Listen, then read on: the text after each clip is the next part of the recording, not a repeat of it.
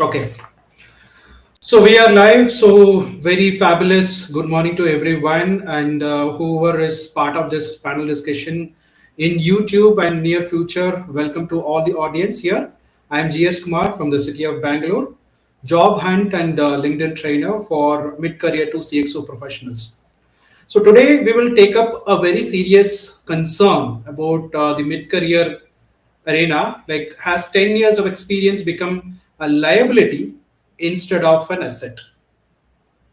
So the reality is very, very harsh but simple.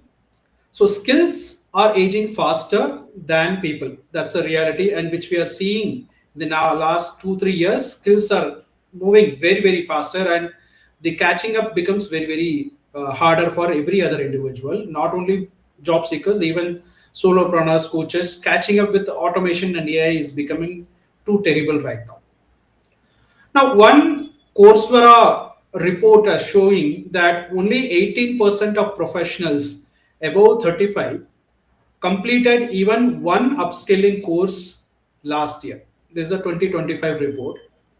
For those under 30, the number is 61%. That means the average of the guys who's 10 years experience taking up a course is also very, very minimal. Now, this indicates that it's not a gap, that's a generation divide. And while senior professionals slowing down, the workplace is speeding up. Now, AI is writing job description, automation is reducing lot of middle level layers. These are the true realities which we are seeing in Fortune 500 companies and MNCs. Now, one of the team leads reports says that 7 out of 10 companies planning to shrink mid management cost by up to 25% this year and the next near future as well. So the question is not, do you have experience? The real question has become, is your experience is still relevant in 2025 and 2026? Relevancy is more a questionable action rather than the total experience. Like, do you have 10 years experience, 15 years experience? That doesn't even matter. Whether you have relevant experience, that is becoming a question right now. Now, mid-career job seekers often tell us they feel invisible. So, a People Matter study that found that 72% of them feel very, very professionally undervalued within the team, because it's a mix and match of Gen Z and mid-level layers, senior professionals, and this mid-level people slowly feeling a little awkward and little invisible or little undervalued in their workplace itself, where things are getting little worse on the cultural front. But recruiters also confess something very, very important. A LinkedIn India survey shows that 58% of senior resumes are skipped because the skills don't map to modern job descriptions. So it's not rejection of experience, it's a rejection of old narratives. So this morning we have two very, very seasoned panel members here. Dhaval Vyas, product manager and career counselor, Pune, and Geetika Gupta, founder, Search Buddies, Bangalore. Welcome, Geetika and Dhaval, to the wonderful conversation out here. So we will discuss a lot of wide varieties of dimensions towards this particular topic, because this is very, very terrible and concerning, but it is not been voiced out. So maybe I'll start with, you have also crossed with this kind of an experience and undervalue, all those things. So in your experience, like, what are all symptoms you have seen when you crossed like 8 years, 10 years, and you feel little terrible, little insecure? So maybe we'll start with that. Dhaval? Sure. So you touched upon a very important topic, GS, when we started with this. You mentioned that it's not just about the tenure, like 10 years that you have spent, but is your tenure relevant as well? In this case, I would like to quote a very famous book that one of my manager had suggested me to read, and the title was "What Brought You Here Will Not Get You There." So over here, majority of the time, what people fail to understand is that what makes you a wonderful programmer or a wonderful analyst has maybe gotten you into the door to an organization. You spent a couple of years over a period of time and you have built yourself to a level wherein you are start getting recognized for your skills of development. But unfortunately, these days, and again, as a very right point that you had mentioned, that the skills are evolving at such a rapid pace that if you are not able to keep the pace of your learning along with the changing dimensions of the organizations as well as the customer requirements, soon you will find yourself to be awkward out. You will soon find yourself to be little bit irrelevant. And you very rightly mentioned one more statistic, that majority of the organizations are trying to cut their middle layer cost, and that requires a very deeper question, that why middle layer only? Why aren't they slowing down their graduate hirings? Why aren't they stopping their campus drives? All these things boils down to a fact that whenever you are bringing in the new students in or a new employees in, they bring in something new kind of a energy as well as the new kind of a skill set. So rightly said that it's not just about the tenure. The tenure itself is not going to define, like in the olden years it used to happen, that after every particular skill sets or every particular type of tenure that you have spent in an organization, you are automatically eligible for promotion. Those kind of promotion process are definitely going away from the organizations.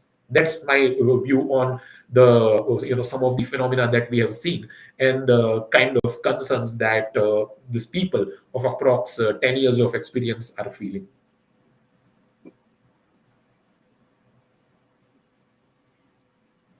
So we will discuss more about multiple areas. So Geetika, what is your past experience dealing with this kind of experience levels in various organizations? What is your first thought? So I'll start with an example. I worked with a chief marketing officer. He somewhere had around say 20-25 years of experience. He was managing multi-millionaire ad budgets for a very big corporate at one point in time. So while he started looking out for options, I suggested him, why don't you do something which is related to AI, which whether it's a augmented AI course or generative AI course, so that your demand in terms of the skill can be equally relevant. And the funny thing is, he said that I'm here to manage people and not tools. And obviously, after 6 months, I got to know that he was not replaced by a younger CMO, but you'll be amazed to understand that people with 5 years of experience who come with that kind of relevancy replaced him. So there was no one person who was replaced by him, and plus the skill set. So basically, somebody who knows how to leverage AI nowadays through say Midjourney, ChatGPT, Gemini. There's so many tools to do strategic and tactical work, because they basically take one third of the time to do things instead of 8 hours. So that is how your role or you get irrelevant in the market. Likewise, Kumar correctly mentioned that the experience is not the problem. His refusal to adapt to the new situation or the skill set was a problem. So I think my solution to that kind of thing, or probably if you are facing such a problem, is that you follow say 20% kind of rule. There is a rule which is 20% new skill rule. So what you do is that um, you get in touch with younger people, you teach them a strategic kind of leadership, what do you do and how do you do, and you get to learn from them the new AI tools, how is it relevant, what all we can do, all of that. So here it is not only you being relevant, you're also teaching the youngsters that this is how it can be. We can work in the same ecosystem where I learn something from you and you learn something from me, and that is how the eco balance can be maintained. So there's so many tools which somebody can learn, and it is, you have to be open to learn things, is what I understand now, which is more relevant. And as per World Economic Forum, 40% of the employers will expect to reduce the work staff in 2026. So I think it is high time understand it is not about what you bring on the table. It is more about what are you ready for in the coming years in terms of skill set. So yeah. Wonderful. So that's again a good start of conversation in multiple dimensions. Yeah. Maybe from an organization perspective or a business perspective, so I recruit skill, not the experience, right? As a business owner, I'll be recruiting skill to solve my problem. Whether I'm recruiting, I'm buying a time for from a skilled people to solve my issue, which I don't know. Let's say a graphic designing role. Okay, so why I'm hiring a graphic designer is because I don't know the skill. Maybe I don't know Canva, Photoshop. Skill wise, I don't know. Number one, or I don't have the time. Even though I know Canva templates and all that, I don't have time to do because I'm concentrating on my other P&L activities. So that's why I do a fresh recruitment. Now I'm recruiting for the skill and time which I want to solve my issue. Is that skill is the only area which we have to concentrate rather than experience? Or the experienced people will say, okay, I have 10 years experience in Canva, 10, 20 years experience in Photoshop. Is that reinvention is not at all happening? Like a lot of people, let's say even they going with the same example, people started with Photoshop and InDesign, all those things. But right now they are not evolving to the stage of AI based design. So if I have to recruit a graphic designer and look at only skill, what is my loss? Like they may not even understand my the current requirement of what I'm trying to convey, and they might come with the older designs which may not even like. So the skill part is what I wanted to discuss with you, Dhaval. Like, is experience is enough without reinvention? What do you suggest? I think experience alone will not take you anywhere. And because the tooling is evolving, even the kind of business problems that we are solving are evolving. So, if I were to take you like 15 years back when I started my journey as an analyst in one of the leading banks, the only KRA that was given to us in India was that you have to be 2 times faster than New York, 5 times faster than London to complete this reporting process, because the only type of outsourcing that used to happen was a very low key level report generation or those kind of things. So at that time, people with the very good experience in Excel macros or maybe VBA, they were given a lot of preferences and they were getting a lot of traction and they were getting a lot of promotions as well. But you fast forward the same thing at this point in time. If I were to tell you that you go ahead and recruit somebody with the experience in pivot tables, I don't think so that skill is ever in demand these days. Even the kind of reporting that we were doing earlier, those kind of things do not even require humans these days, because your co-pilots, your AIs, your agents, these things can do very quickly on the top of this. So along with the skill set, and as you were taking the example of a graphic designer, so somebody might be doing it in some old technologies, how adaptive they are of using any new co-pilots for them, how quickly are they are going to be doing that, because the requirement these days is not just to be doing something which is like cutting edge, but you have to do it quick as well. The agile development, all kind of concepts that are coming in, they want you to ship your product as quickly as possible. So majority of the time, what I have seen is in one of the experiences that we had a very wonderful technologist who was expert of .NET technologies. However, his skill set were required somewhere else, and for that he had to learn Java. And he said, "No, I'm not doing it." Even though he was being offered a higher level, much more team to look at, and much bigger problem to solve, but their kind of adherence that, okay, I don't want to go out of my comfort zone, it could create a problem at times. So you just have to not look at the skill set alone. That is why in majority of the organization these days, after the skill interview is done, there is a fitment interview also taken by the senior management, and that's where they are assessing that I'm taking this person in right now on their right potential right now. How is it going to transform into a performance for me if I were to put you into multiple roles? The fungibility of a role is a big thing. So it's not just about the skill set, I would say, but the attitude part and the preparedness of an individual to be fungible is very, very essential than just going with the experience of a specific tool set or skill set.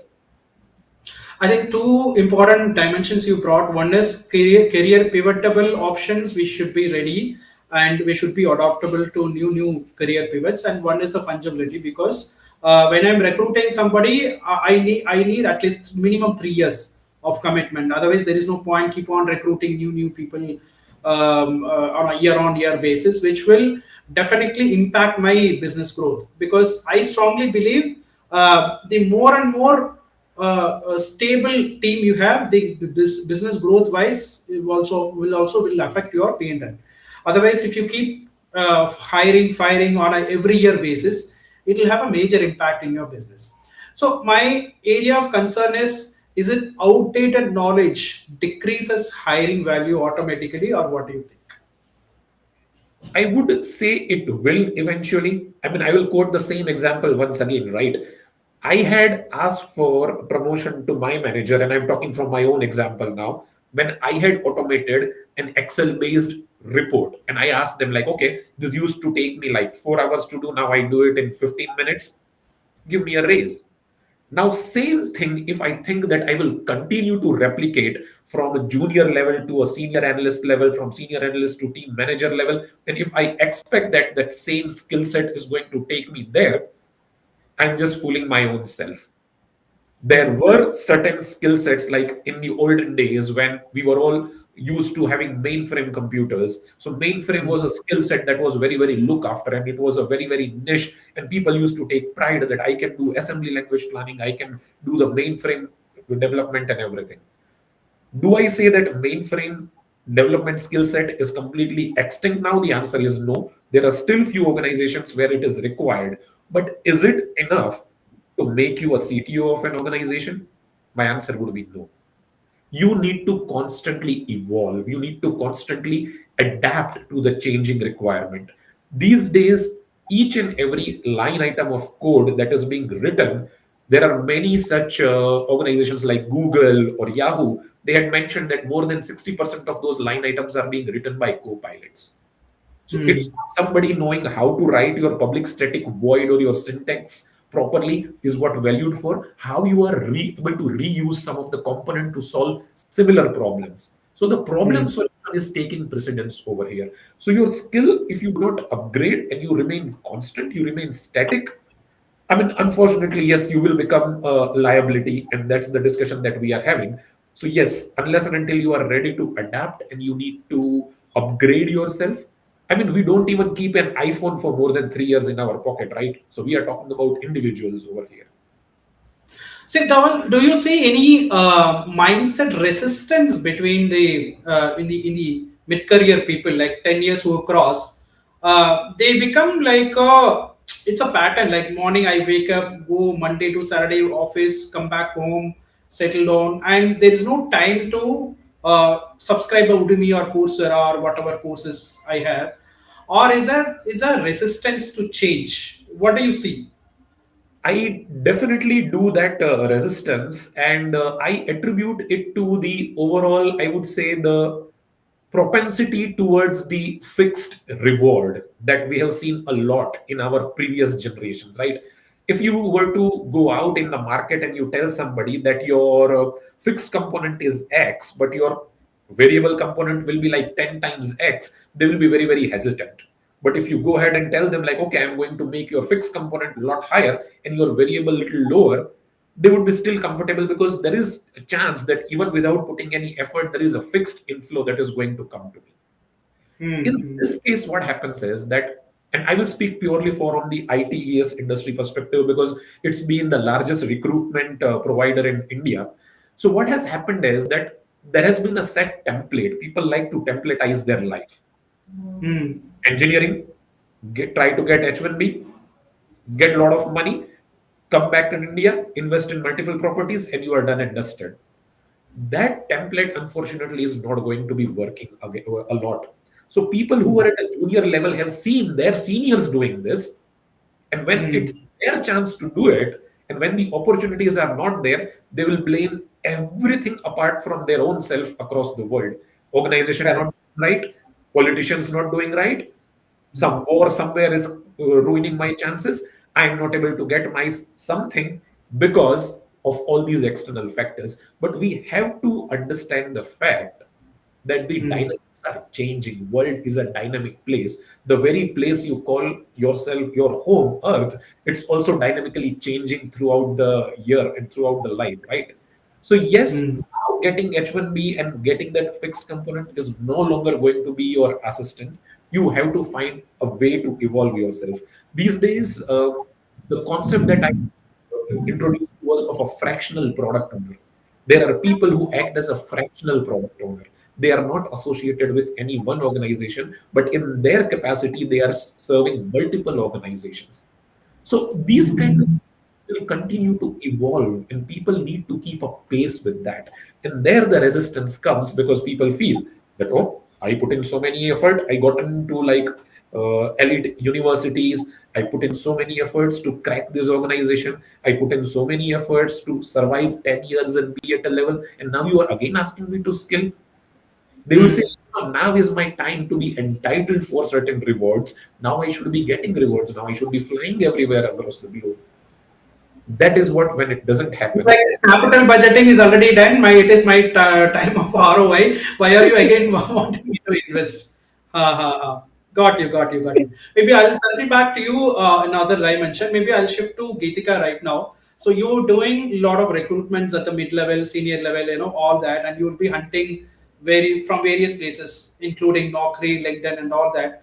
So in the talent acquisition place, when you are hunting, is there any keyword missing, and are this senior professionals are missing the keyword test, like they don't know how to articulate their skills and selling only their experience? Okay, procurement manager, 10 plus years experience kind of thing. Do you see, while sourcing, do you see any keyword missing, or they are failing the entire keyword test itself? What is your opinion? Yeah, I think it is. If I talk about, because I am into tech and non-tech hiring both, I feel the tech industry is more awakened in terms of using tools and, you know, how do we simplify the resume in a way that, I am able to articulate what I bring on the table. Unfortunately, when I see a lot of support role where, say, if I talk about marketing or HR or operations or, probably supply chain, procurement. So these roles are basically support roles for the organization. And they are still struggling, or they are still figuring out how to be more relevant in the marketplace right now. Um, Obviously, coming in terms of experience, people with 15 years of experience or 15 plus years of experience, they are still figuring out. And I'm sure because you are a resume expert, and I'm sure you see a lot of people with major experience, 15 plus, would be reaching out to you saying that we are not able to find a job because my CV is not getting shortlisted. ATS is not recognizing my keywords anymore. So what to do? So that is how things are.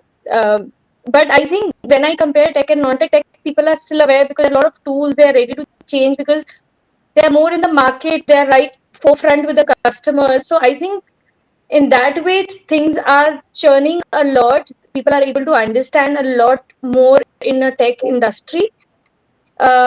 Say for example, I was talking to somebody a few days back, and I told him that ATS will not pick up the resume because you don't have the right keyword. So for example, if you write that I collaborate with, say, marketing team and I do this is, instead of that, if you write, say, I use agile methodology and I this is what I bring on the table, say I move, say, customer experience from X to Y, that will help the ATS to actually detect your keywords and then shortlist you. Because anyways, the first screening nowadays is done by AI. So your keywords have to be really, really relevant in today's world, and that can only be relevant if you are ready to upskill yourself. Um, Even if your resume says that you have upskilled, and if you have not done it, so you will get to know that in the first part of the interview. So hence, you cannot fake it anymore. You can't write something else and you can present something else, because you will get to know things now very, very transparently, thanks to AI. And I think with the human intervention also, it makes little easy for us to collaborate and take things forward in talent acquisition or a hiring industry here. Okay. So since you're day in day out, you're hunting people, reviewing the resumes and LinkedIn. What are the mistakes are done by these senior professionals because they may not have updated their profile on various places, and you feel like okay, this is little awkward kind of thing. So, but you cannot convey because those are your potential candidates whom you will be placing. Correct. Yeah, So, what yeah. do you see as mistakes from their side, which you want to call it out and suggest people that okay, these are all the mistakes we are seeing. Maybe it is a time for them to rectify those things. Can you? Is it possible that you can list it out? Okay, these are all the mistakes they are doing when they are creating digital profiling in Naukri, LinkedIn, whatever places. So I believe the first and foremost thing is that we don't have to make a generalized statements about what we do anymore. So for example, a recruiter cannot say that I CVs. So that is something which you are supposed to do, or you were supposed to do at one point in time. But when you screen the CVs, what percentage do you bring on the table? So for example, if you look at say 100 resumes in a day, after AI shortlist them, how much time do you actually take to drill down 100 to say 50 resumes? So that's the time which actually you offer to your new employer in the market, that this is what I bring on the table. Correct. Again, say interview process, what kind of uh, you know uh, candidate experience you bring on the table, because most of the administrative work because are handled by AI now. So your work as a role has become leveled up, because you are now working as a partner, as a strategic partner with the business. You are not working as a recruiter anymore. So your focus has to be business and customer, or probably say the candidate, right? So the candidate experience has to go up. And how did you do that? What percentage were you able to offer to your current, and how say the new employer will be able to take justice from it? So I think that ways, if you are able to put a number to it, or probably how did you do that, is I think more of an importance. What tools did you use? Are you okay with certain tools? Are you okay to learn new skill set? Is what has to be there in the resume right now. Instead of just putting that I screen resume and touch with candidates, I build a pipeline and blah blah blah blah blah. It has to be very very number oriented, because that is how it is going to take from point A to point B right now. Okay. So one first layer is that resume profiling, all that, but the second layer is during the interview. So during the screening process, when you are submitting profiles to the clients, and during the validation call, interview call, do you see a large gap in terms of their understanding towards the job description or a skill match level? Where do you see a gap, or where do you see a gap, and what sort of elements needs to be fixed there?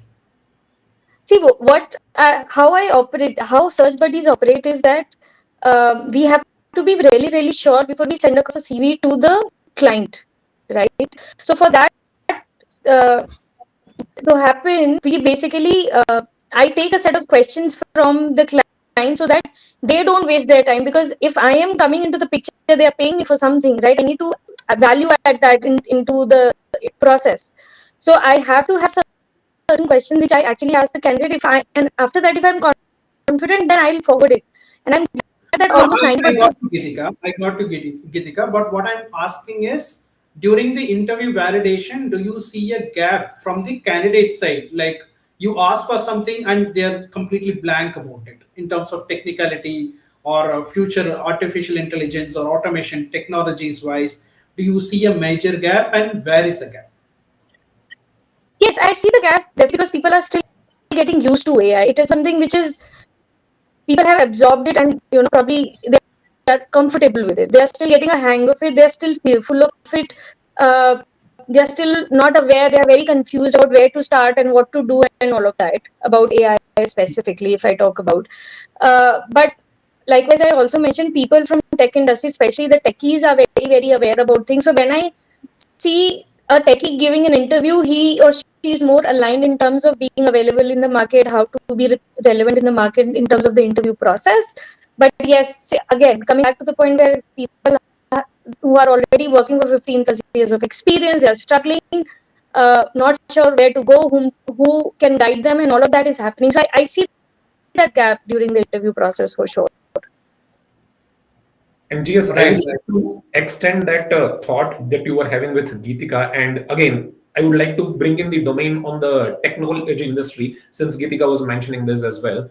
See, what has been happening is that for good amount of last couple of decades, the Indian tech industry or the outsourcing industry has always been on the model of order taking industry, wherein right. somebody tells them that go ahead and build this solution, go ahead and provide this solution for us. That thing is changing. These are no Okay. longer just the extended capacity centers, which Mm. they just get some problems and they go ahead and solve it. Now people need to think out of box and they are coming up with their innovation centers. A lot of these Mm. technology companies are coming up with wonderful AI based solution, and they are in fact suggesting this solution to the businesses that why don't you do it this way. So if I were to quote you the quote of Mr. Henry Ford, he said that if he would have gone in the market and asked people that what do you want in early days before he even built his first car, the people in New York would have told him, "Let give me the fastest running horse or the best horse car." Nobody would Mm. have told them that give me an internal combustion engine that can take me, much more faster than a horse can. Same thing or the same inflection point at which technology industry is there right now. Now is the time where these people of like the experience of 10 to 15 years of bracket, they need to come out of from that shell of being order takers to be innovative thinkers. They need to start thinking of the solution and provide a solution to the business. That will be the next level of growth. So yes, Mm. they may have keywords and everything on their CVs, but from the execution perspective part, they might still be the order takers. That attitude adjustment is to be done now. They need to be start providing solutions. Mm-hmm. I mean, that's a great point. So relating to that point, let's say some 10 years, 15 years guys is going to the job market and shifting his job after 5 years of a tenure with the existing company. And when he started applying in Naukri, LinkedIn, or through referrals, and there is a continuous rejections happens, maybe because of multiple reasons. So, what kind of emotional crisis he's going on, and how do is this rejection creating a confidence crisis in them? Maybe have you seen with your own colleagues or friends what type of confidence crisis happens during that phase? I mean, it's a very, I would say, emotionally challenging situation for anyone. A very good colleague of mine himself was struggling to land the job. He's a very wonderful professional, got a lot of good values. However, generally the every rejections comes with its own baggage.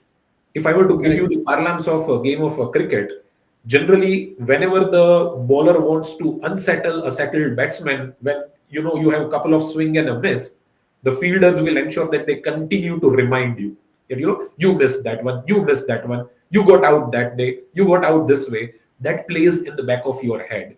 So similarly, Hmm. now consider this individual who has spent 10 to 15 years, very Yes. good reviews, good experience, but feeling stuck, so looking for a change. Every time he or she approaches an organization and every time there is a rejection, it kind of hits their psyche that, I'm maybe not good enough, Yeah. maybe outdated, maybe my skill sets are not relevant. And then person starts getting into any kind of direction. So every rejection, it comes with its own set of baggage, and to sustain that part and remaining positive and looking at the ways of it is again very very difficult, because some bit of I would say the trouble lies with the way rejections are being given by the organizations themselves. Majority of the time you will be ghosted. You apply Hmm. for a job opportunity, 9 out of the 10 times you won't even have a call back.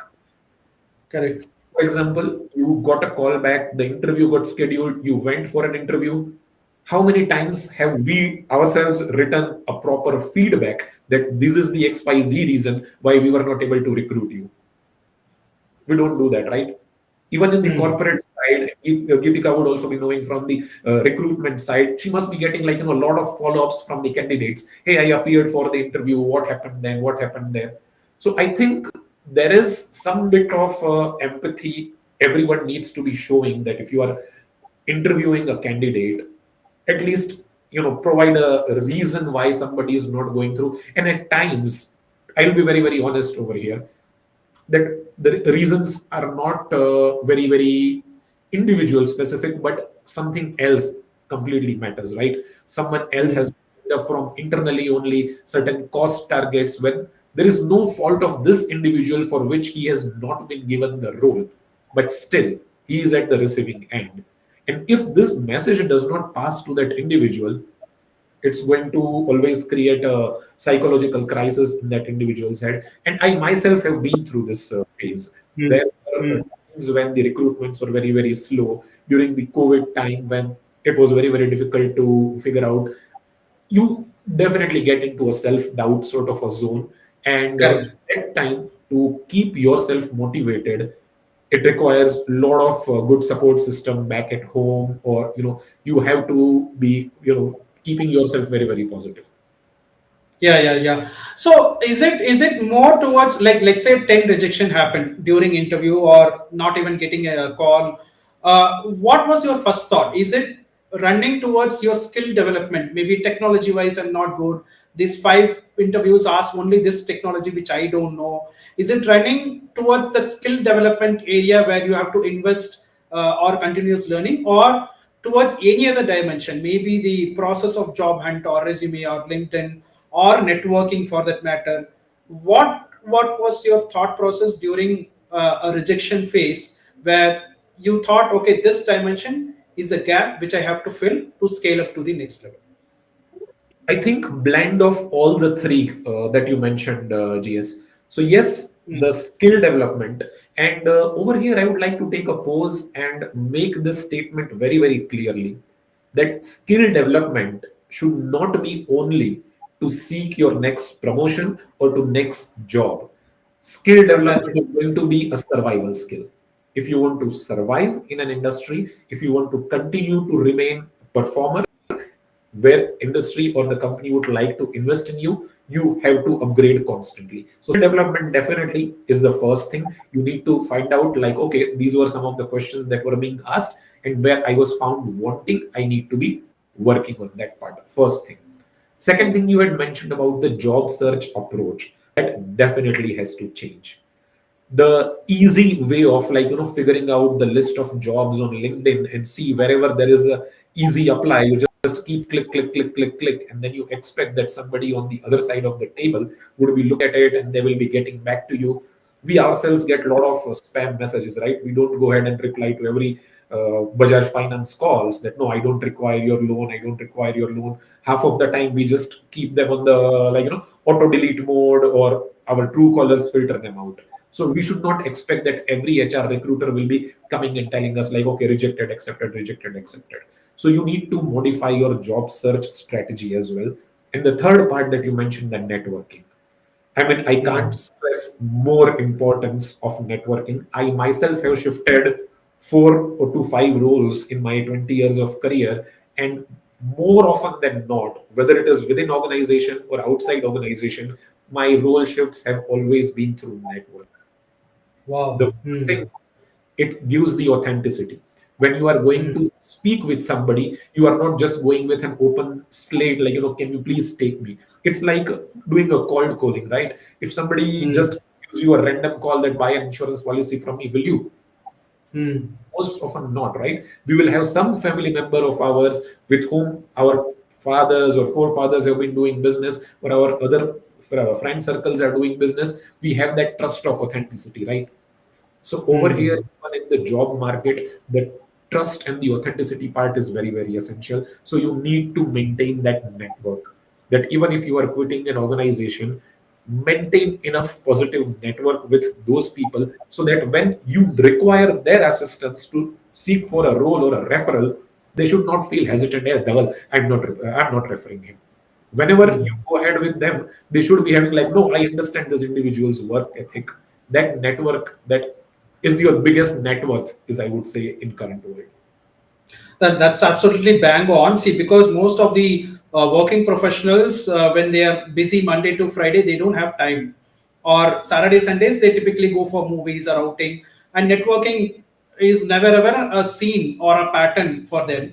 The moment they see a tech layoff or layoff, they suddenly go to LinkedIn and then start posting emotionally that I'm looking for a job, which will never work, right? So LinkedIn, majority of the people, they have a misconception that it is like a job portal like Naukri, which is wrong. Like, you'll have to be a continuous networker from the day one, even if you are at a no risk zone. That will elevate or help you with a good network of people, even if you lose job. That is kind of building you have to build from the day one, so that any kind of socio-economic policies or tech layoff or skill decreasing, all that, you can connect with any people whom you have already networked, already had a face value, all that. So I think that practice has to get increased, so that we avoid that risk zone of, tomorrow, I mean, next month I'm losing a job, today I'm very very hurry burry to get into multiple things. Yeah, so couple of people, I think they've asking questions. Okay, Moonlit Tales. So if you have a question, you can ask. Nowadays everything is done by artificial intelligence. Yes, it is been done, but people who are in the hiring space, they are also hiring people who have intelligence or skill towards AI, so maybe that is one element we'll have to upskill.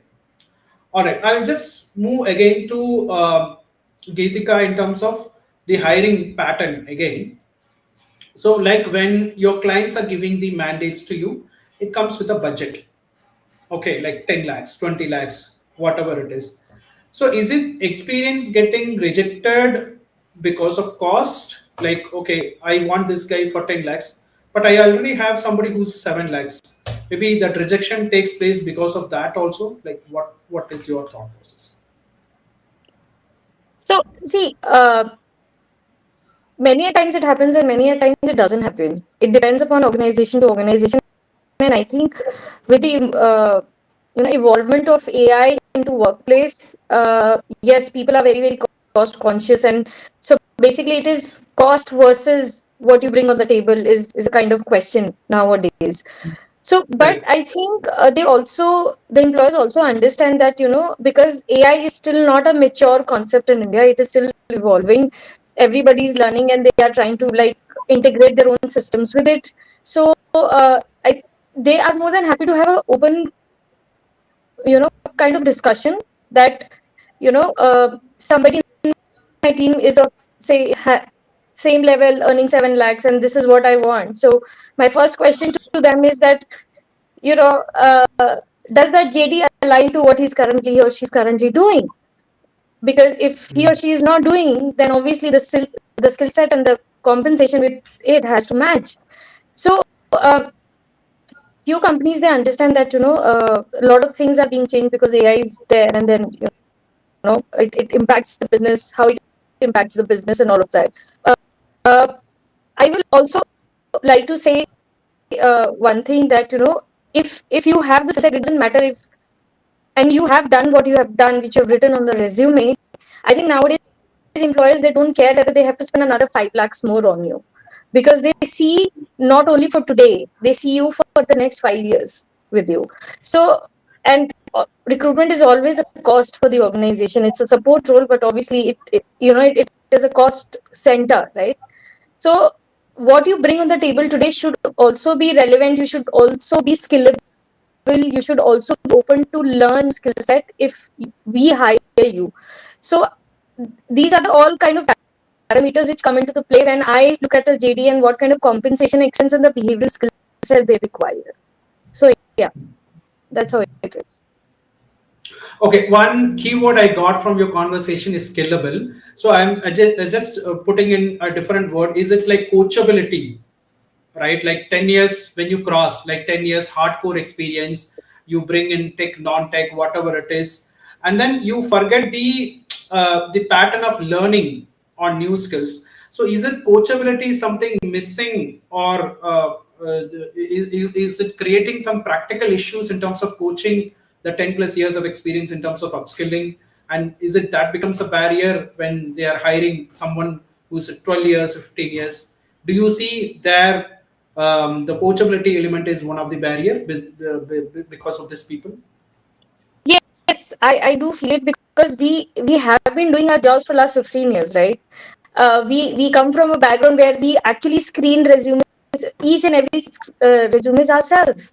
Coming from that to now a machine is doing it for us. It will take time for us to absorb, and obviously we are fearful of it, of losing our jobs, and also going along with the kind of we need to upskill ourselves and be open for a new skill set is also fearful for any, I think, any human, because this is the first time we are actually kind of integrating ourselves with a machine, right? They're thinking fast, they're thinking in a more quicker way, they are very efficient, they are doing a lot of things above and beyond us, right? So I think coachability, which I feel is a kind of a gap which we can definitely fill in, because if we don't do it now, we'll be out of jobs very soon. So that is how I think. So for example, if I give an example, so I was in touch with a VP HR like 6 months back, and she was searching for a role, VP HR, doing, the company has global presence, she has been doing a lot of things, but again, when she started looking out for a role, it's been 6 months, and she just declared herself that she's unhireable because she doesn't know anything about it. She doesn't know how to integrate systems with her work. So we had to take a pause for her hiring process, because she was breaking down emotionally. She was actually questioning herself that, is that the thing? Is that's my entire existence after 15 years of experience? So Hmm. I suggest that, whatever, wherever you're applying, whenever you get, say, 10 rejections, just take a detox for 48 hours.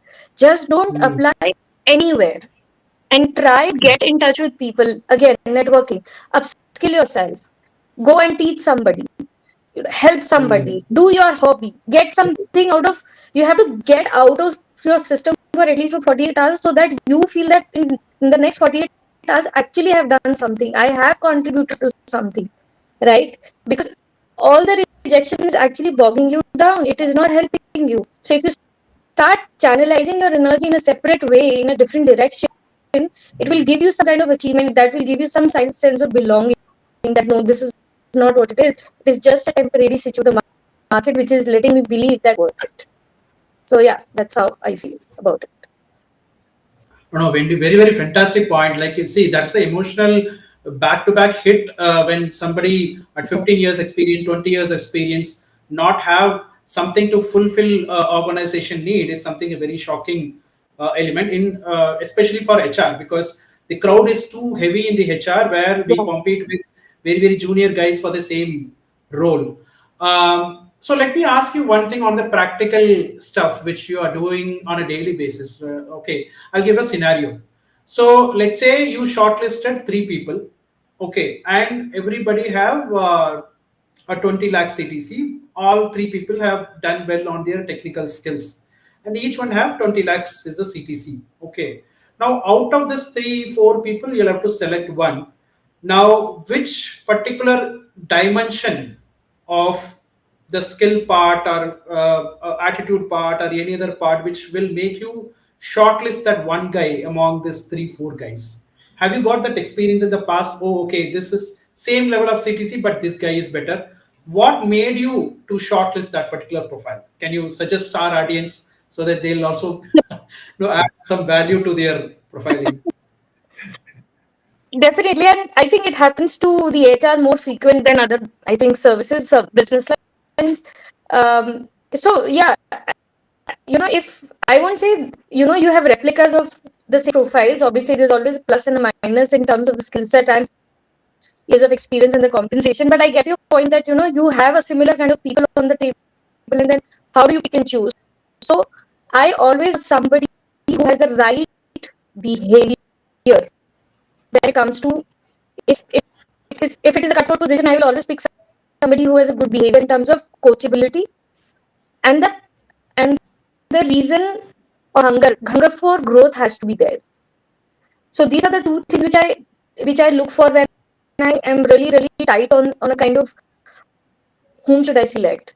And why these two? Again, likewise, I said it earlier also. Because you are not being hired for who you are today. You are being hired to do today and tomorrow with the organization, and organization will not spend on money to keep to retain such people who don't want to get retained. So your Correct. coachability has to be there, your upskill behavior has to be there, and that can only be done by somebody who is really hungry for growth. Somebody only sees the next jump as, say, a comp high or a promotion or something like that, that will eventually fall off because people will get to know about it. You will see that very, very clearly once you hire those kind of people. So, uh, yeah, your hunger for growth and your coachability is what I believe are the two parameters which I really look at if I have similar people on the table. Yeah. Wonderful. So attitude and behavior competes more than the technology skills is what in the race which will help in succeeding the entire competitors Yeah, if we have to see. because I believe that your implementations slowly and gradually will be actually taken over by AI, right? It is not. It will not be what you're doing currently. You will be doing it. So the human interference will only come when you do a strategic work, when you are actually able to help management in going to the next level from A to B and B to C, and that can only be done when you are open, when you can coach people, when you are coachable, when you have the hunger, then when you have that genuine hunger of growing and being with beliefs in you. So yeah, that's how it is going to be. Correct, correct. See, in the business point of view, also we seeing a sea changes in terms of adoptability of new government rules, the FDI rules, Yeah. socio-economic changes. There are a lot of new adoption which is taking place in the business front itself, right? And business wants somebody who can adopt quickly and execute results and create impact rather than telling excuses. Okay, US is not supporting, UK is not supporting, and then we still remain stagnant in the same thing. Rather, people, I mean, MDs and CEOs and chairmen want somebody who's really, really proactive to adopt a little more faster, like how we have Yeah. did in COVID crisis. Like a lot of Yes. people were not have the habit of working on Zoom meetings and other things. And during COVID time, even engineering firms or automobile firms who never ever have the possibility of Zoom meeting, they shifted into their online working space kind of thing. So maybe the faster adoption mechanism or attitude has to be at the forefront rather than betting on our skill sets alone and the behavioral proactiveness. And time and again I'm getting the same element in a wide variety of topics. One is the open for learning attitude.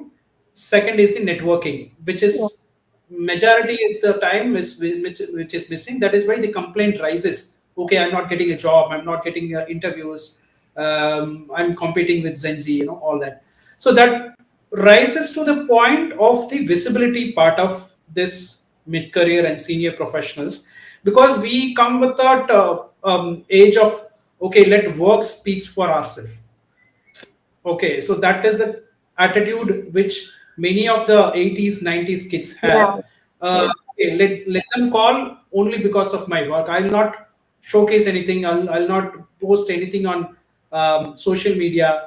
So is it like that low visibility is hurting all these senior careers and skills? What do you see? I mean, Dhaval, I'll start with you, then I'll shift to Geetika. Yes, I would definitely agree to that. One of my very good person in the senior position have always told me that whenever you are doing something fantastic, ensure that everyone and their brother knows that you are doing it. Hmm. Unless and until you go ahead and tell, people have got no time to look at what many things are happening. Because see, we all need to agree that we always crave that our management or our seniors, they come and appreciate our work. But apart from doing that, they have their own job as well. They have to look Right. after their career as well. Hmm. Individuals are responsible for their own careers. Now, when we Hmm. say that yes, visibility is very, very important, you need to be visible among the decision making circle, but that is a double edged sword. Hmm. This can work both the ways. So, if Okay. You are not a genuine individual who mean your business and who wants to grow, and you are just trying to create that facade of that showcase. I had seen a very beautiful meme somewhere which says, काम करो या ना करो, काम का जिक्र करो. That means whether you are working or not, but you keep mentioning that this thing is happening. If you Right. are that kind of a person, trust me, I have worked with many C-level organization leaders. They are laser sharp. They will be able to figure out your Yeah. authenticity immediately.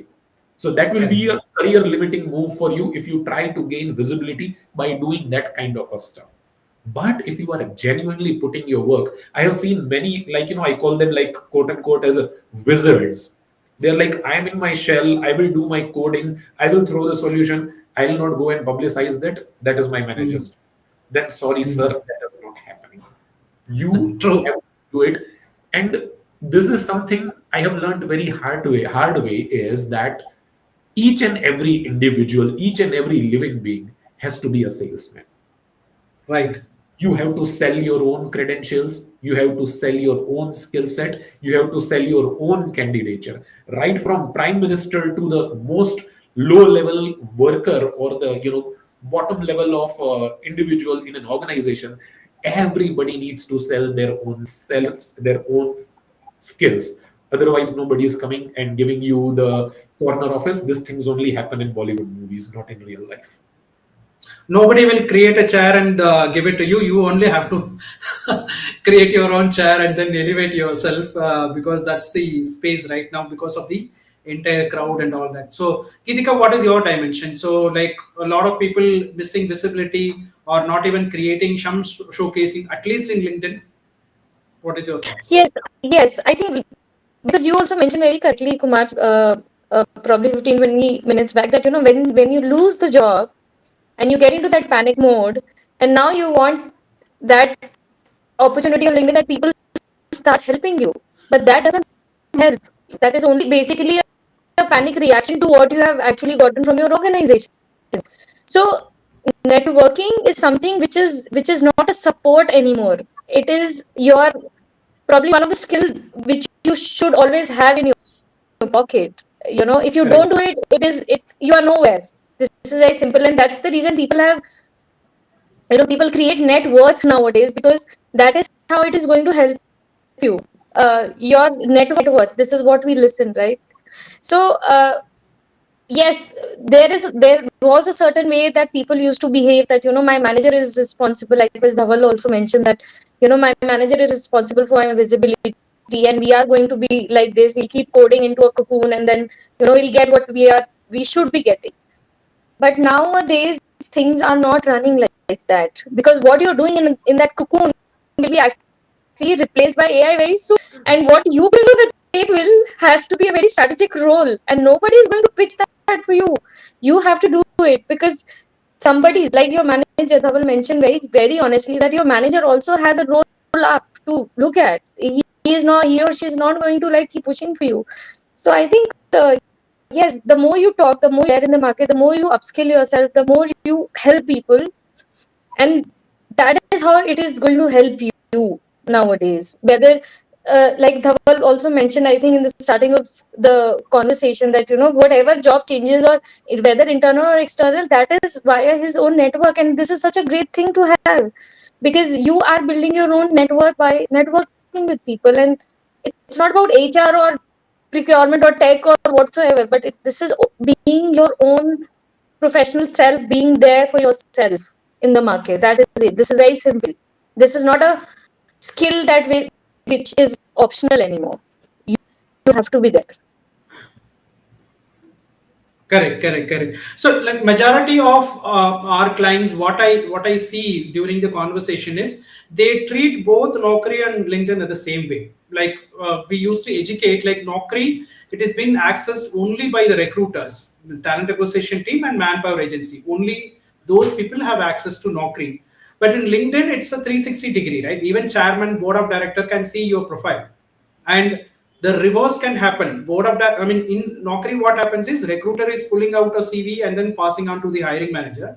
But reverse can happen in LinkedIn. Even board of directors If somebody they see, okay, subject matter expert which can contribute to their organization, they can pull out that LinkedIn URL and then share to the recruiters. This is what been happened in my last organizations as well, because whoever is very skilled up, they have started posting the newsletter or showed how that particular project worked, or which are all clients we have contributed this, all that showcasing happened.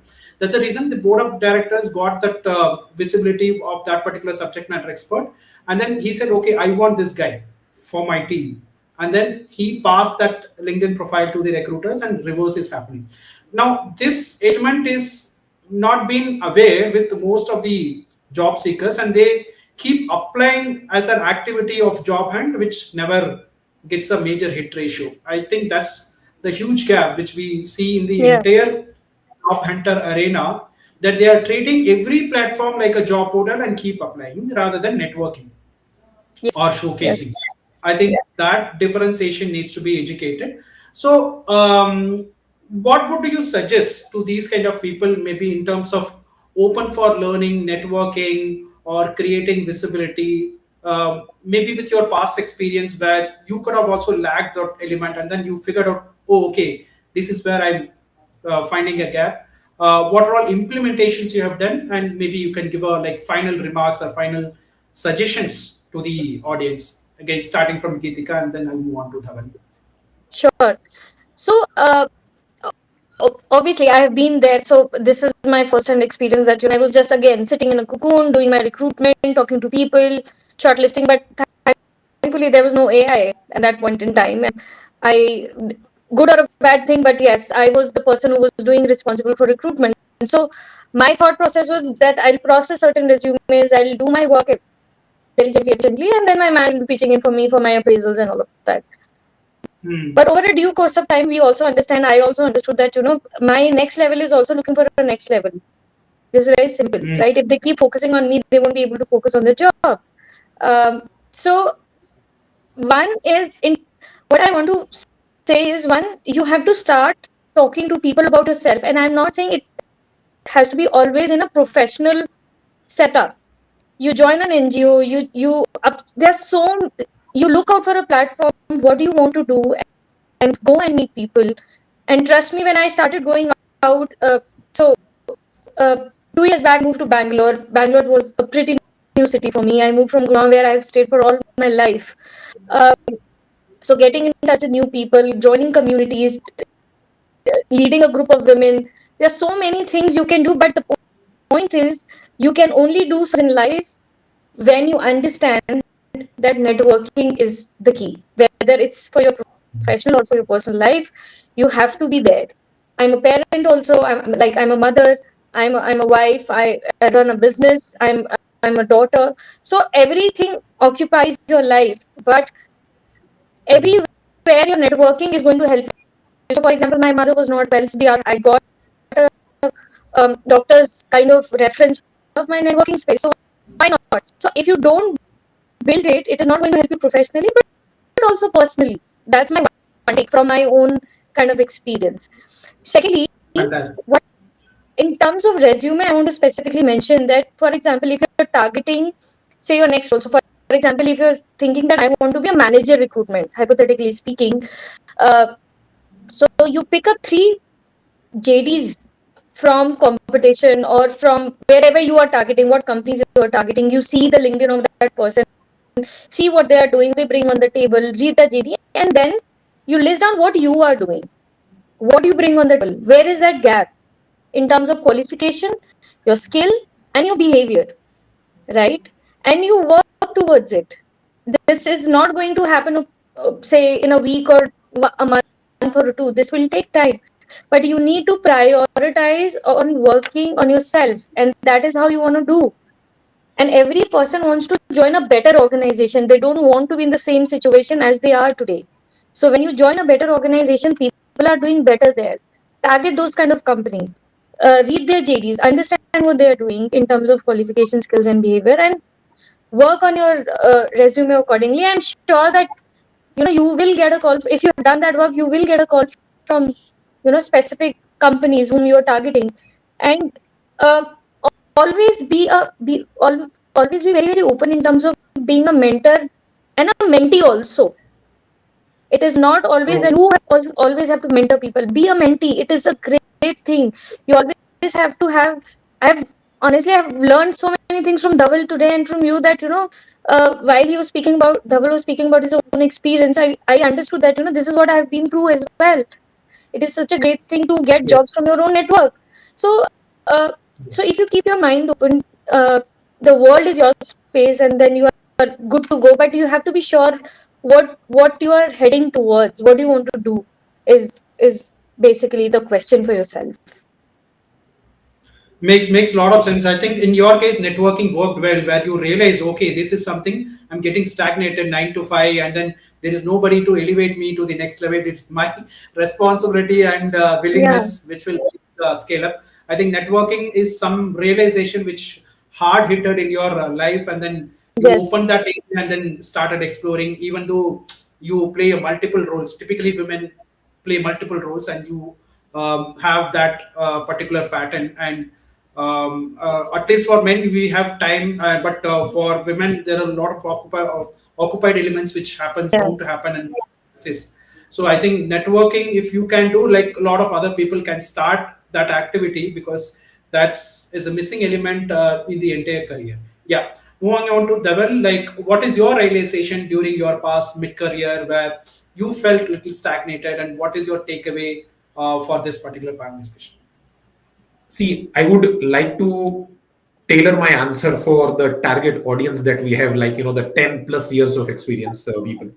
So, whenever we are looking for a job change at that point in time, let us not try to be very groundbreaking. Like if I am into marine industry, from there I suddenly want to pivot into the IT industry because the product management is getting a lot of traction over there. That would be a very groundbreaking, unless and until you have like fantastic network or you are able to showcase that talent. That's going to be very, very difficult for you, and that's going to be very, very challenging and emotionally draining, and it will come with the baggage. So always look for a logical succession in your career, and how incrementally you can add value. Look for those kind of roles first place. Maybe Second, like transferable skills we have to identify and then reutilize.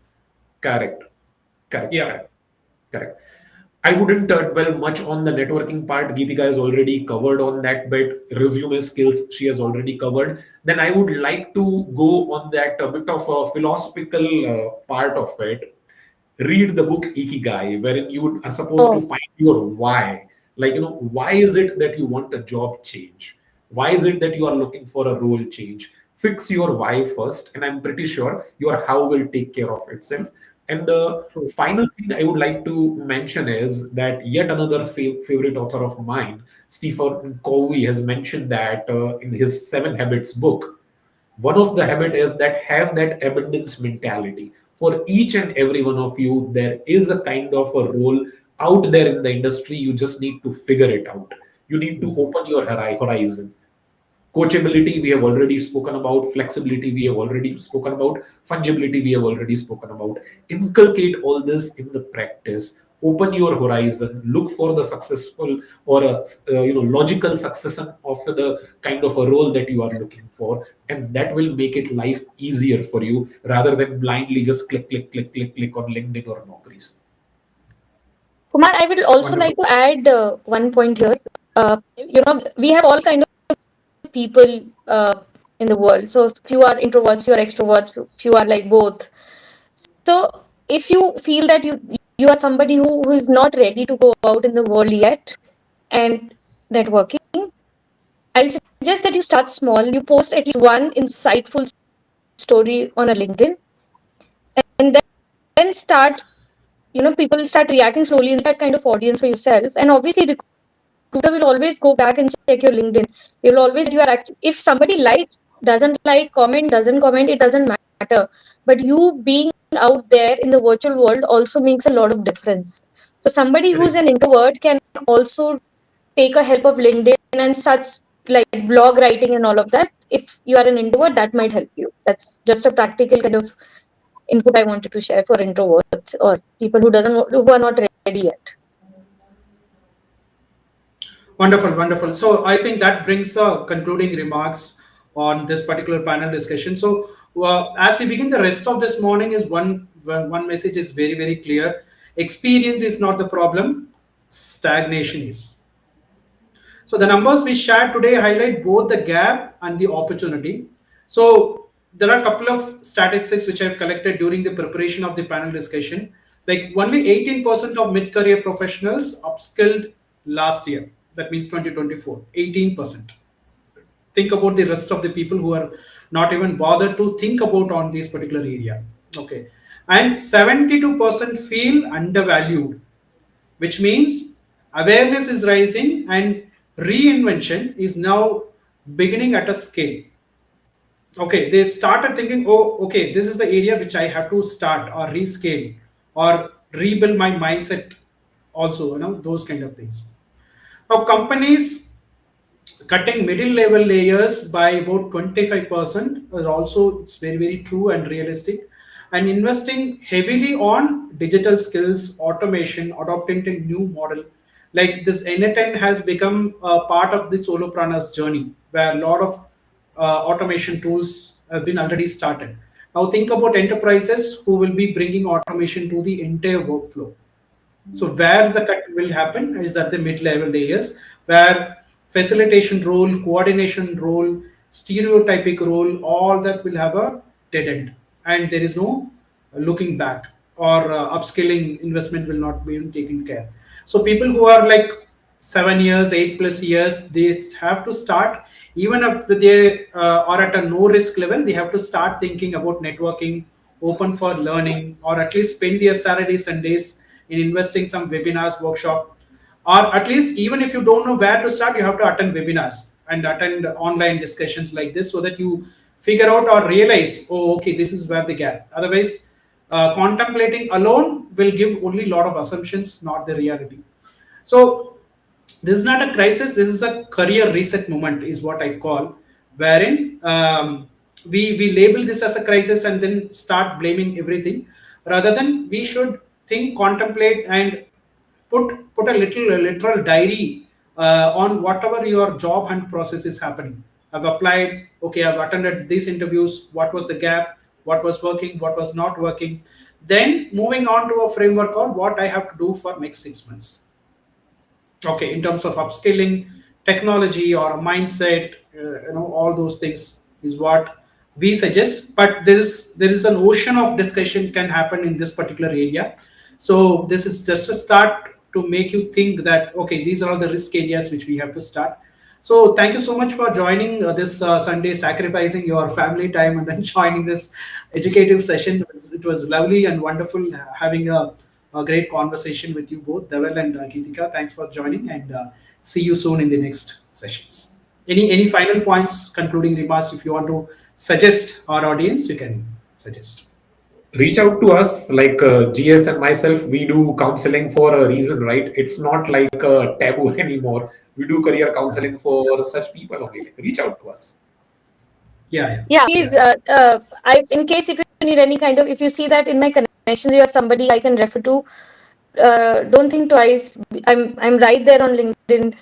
Just connect with me so that I can connect you with the right people. I'm more than happy to post things for you in case if you need help in terms of your job and probably career switch and all of that. So you have resources, just that you need to ask the right people. We are there, and yeah, if you have any questions about what we spoke today, reach out to any of us. So yeah, thank you so much. Wonderful. So all the seniors are ready to help, but there should be a platform or a way forward to conversation to the existing people who are in the crisis. So these are the various platforms you can look at it. There are a lot of events which is happening online, offline, multiple ways.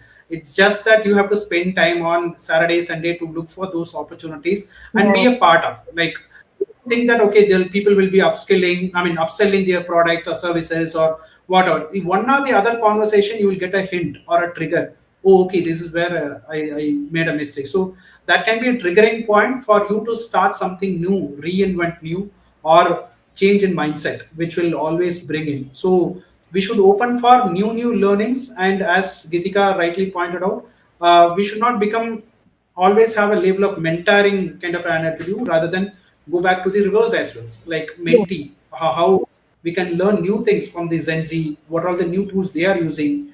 That way also we can spend time so that we also get elevated and grow in the next level of other things. Otherwise, we lose out opportunities which a new companies, new enterprises are bringing itself.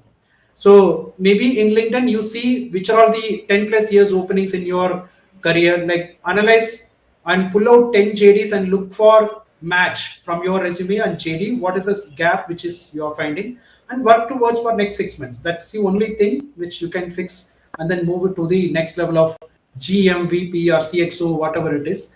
But not analyzing and keep doing the same work will make you stagnant. That's the only concluding things. So all the best for your careers, and thanks Geetika and Dhaval for joining the session and having a wonderful insights. Hope to see you soon. Thank you for joining. Thank you, Kumar. Take care. Have a good